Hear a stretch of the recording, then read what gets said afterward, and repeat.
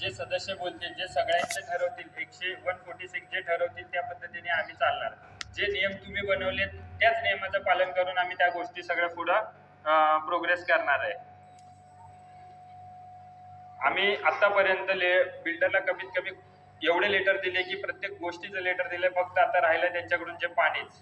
आता आपण डगचे पत्रे बसवले, आपला जो कंपाऊंड होता वॉल कंपाऊंड नसताना आपण तारेचं कंपाऊंड टाकलंय की जेणेकरून बाहेरची माणसं येऊ नये.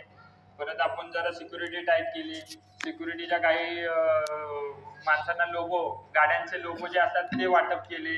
त्या अनुषंगाने आपण गाडी किंवा दुसरी बाहेरची गाडी कुठली आतमध्ये येऊ नये या गोष्टी केल्या.